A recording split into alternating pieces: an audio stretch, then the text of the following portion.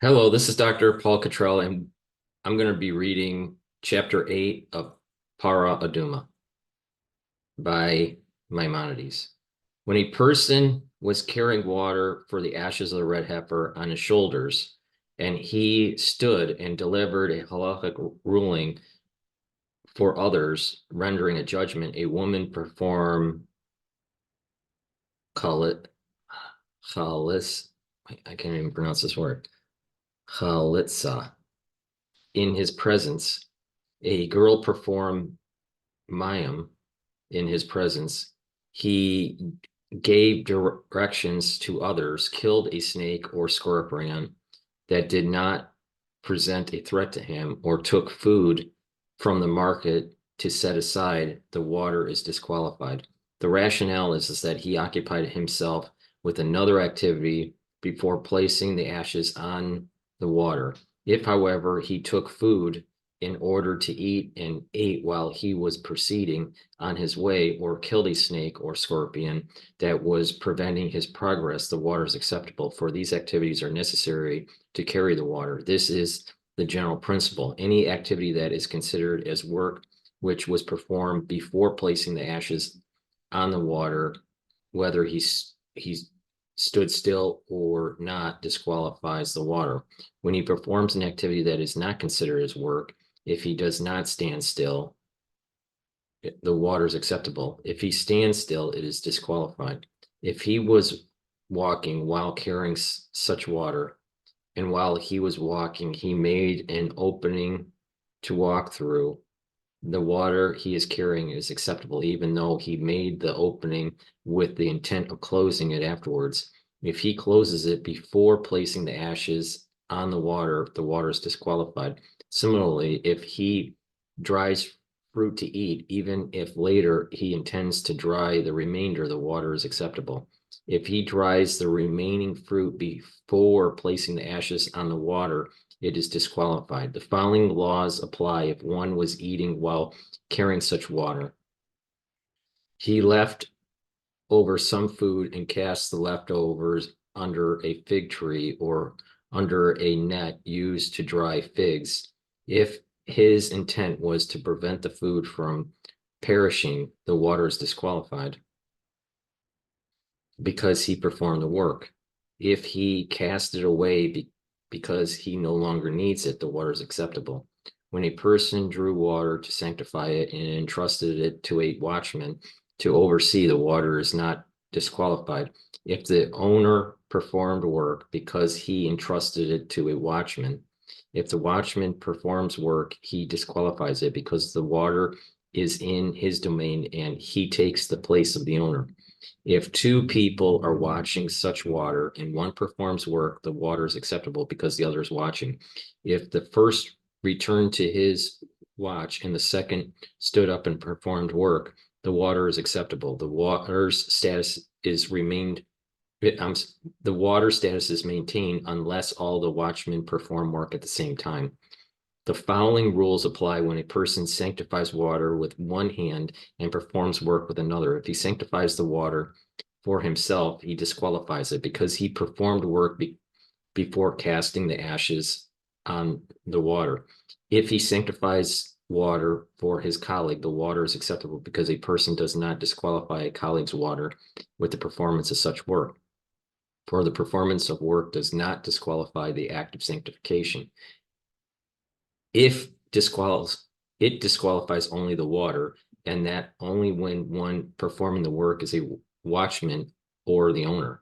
When a person sanctifies water for himself and a colleague at the same time, his water is disqualified because of the activity he performed in sanctifying his colleague's water. If, however, he sanctifies water belonging to two other people at the same time, they are both acceptable because the performance of work does not disqualify water belonging to the others. When a person fills two buckets with his two hands for himself and sanctifies them at once, they are disqualified.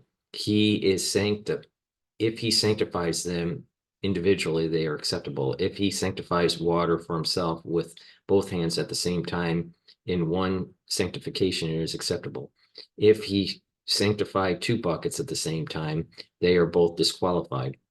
If with 2 hands he filled 1 bucket of water and sanctified another existing bucket for himself, they are both disqualified. If he filled 2 buckets with 2 hands for another person at the same time when they are sanctified at once, they're both acceptable. If they were sanctified individually, they are disqualified. If he sanctifies water for another person with both hands at the same time as one sanctification is acceptable.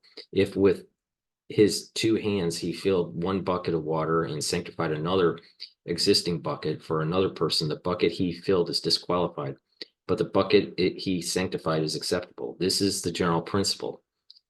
Whenever work was performed, when water was drawn, whether one drew the water for himself or for another person, it is disqualified. Whenever water was drawn according to law and then one performed work before placing the ashes upon it, if the water belonged to him, it is disqualified. If it belonged to someone else, it is acceptable. In any situation, when the water is in his hand and he performs work, whether there is a watchman who does not perform work or whether there is no watchman, the water is disqualified. When the water is not in his hand and he performs work, if there is a watchman, it is not disqualified. If there is no watchman, it is disqualified. When a person tells a colleague, sanctify water for me and I will sanctify water for you, and they sanctify water for each other, the first is acceptable and the second is disqualified because he received a wage for sanctifying. If one tells the other, draw water for me and I will draw water for you, and they drew water for each other, the first is unacceptable. The rationale is that since his intent was that his colleague should draw water for him in exchange, it is considered as if he drew water for himself and another person at the same time, in which instant the water is disqualified. The second bucket is acceptable because it is permitted to receive payment for drawing water, and he did not perform work after drawing the water, nor did have an intent regarding another drawing of water. When a person tells a friend, sanctify water for me and I will draw water for you, they are both acceptable. The rationale is that work does not disqualify sanctification, and it is permitted to receive a wage for drawing water.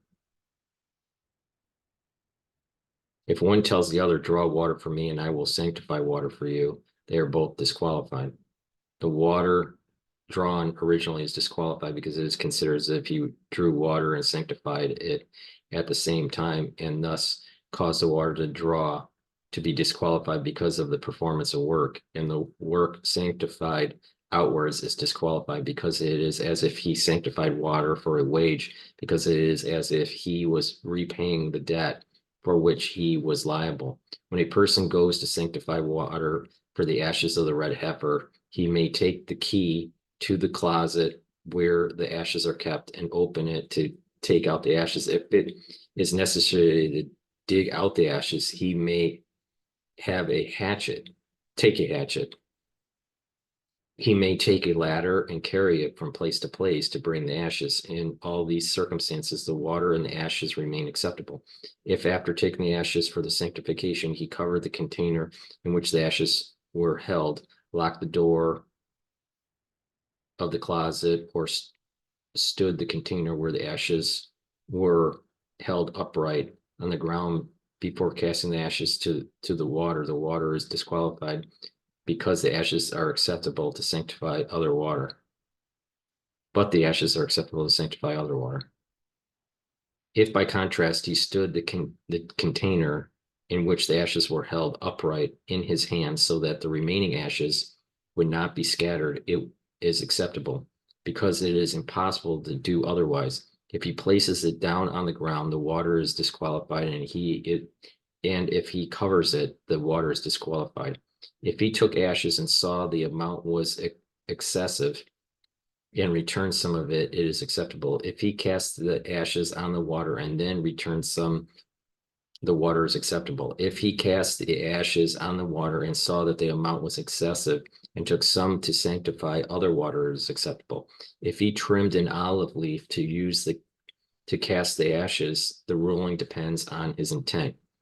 If his intent was so that the leaf would not hold such ashes, the water is disqualified.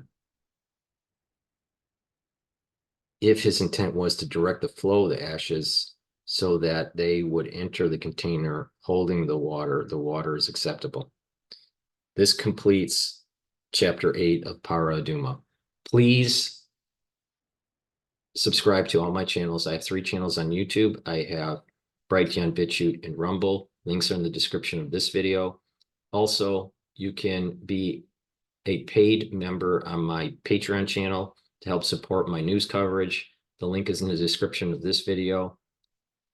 You can also donate on my website, the-studio-reykjavik.com. Link is in the description of this video.